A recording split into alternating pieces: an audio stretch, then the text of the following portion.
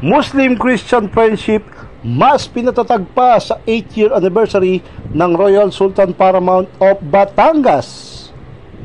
Ang buwan ng Setyembre ay mas pinatag brotherhood na Muslim and Christian Friendship Month kasabay ng pagdiriwang ng ika-8 anibersaryo ng Paramount Sultanate Province of Batangas, Sultan Faisal Coyogan Benaning Bansao. Ang makulay at mapayapang pagdiriwang ay ginanap sa Lipa Academy for Sports, Culture and Arts o LASCA noong ika-26 ng Setyembre 2023 sa lungsod ng Lipa, na nagbunga ng mas malawak at mas matibay na ugnayan ng mga Muslim at Kristiyano sa lalawigan.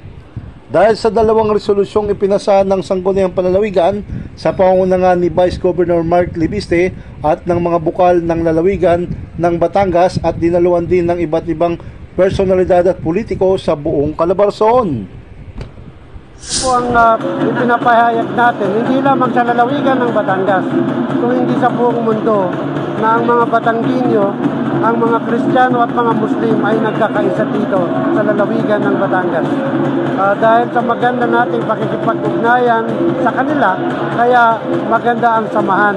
At ang kagandahan naman, sinusuportahan din nila ang mga micro and small entrepreneurs, mga magtitinda sa palengke, ay binibigyan din nila ng pagkakataon na makapagtinda ng maayos. Una po, ako ay nagpapasalamat sa lahat ng LGUs ng lalawigan ng Batangas, sa ating provincial government, dahil pinakita nila sa atin na dahil sa tayo ay nakikipag-ugnayan sa kanila, ay binigyan po tayo ng karangalan, kinilala at pag-recognize ulit ang ating Royal Houses of Sultanate of Batangas. Maraming salamat po sa inyo, at hindi po ito mangyayari kung hindi ang inyong suporta. Actually, I would like to introduce Said Putra Abdul Rahman.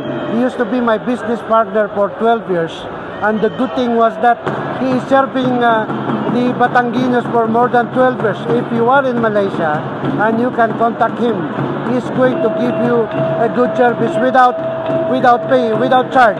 So that is the very reason why I give this great dato.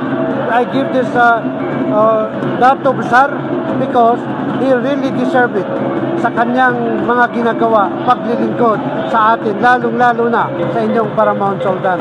Kaya Dato Said, Dato Besar, congratulations again.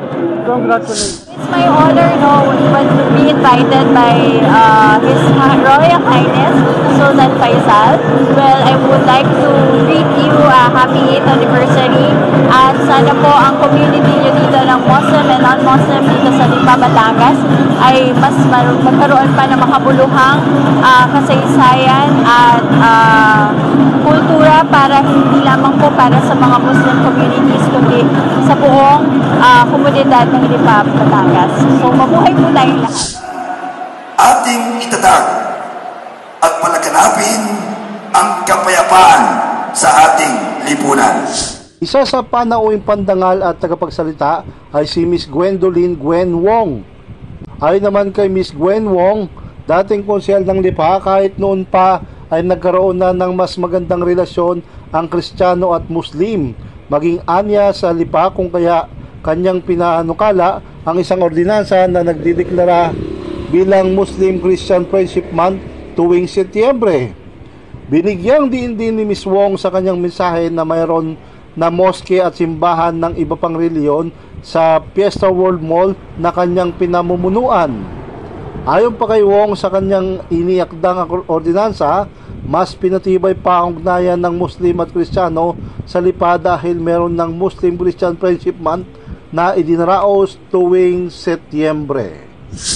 Pag-usapan at na-representa sa inyo ng ating Vice Governor Mark Libiste at ng Board of Batangas ang resolution na ginagawang September is the month of Muslim and Christian Brotherhood.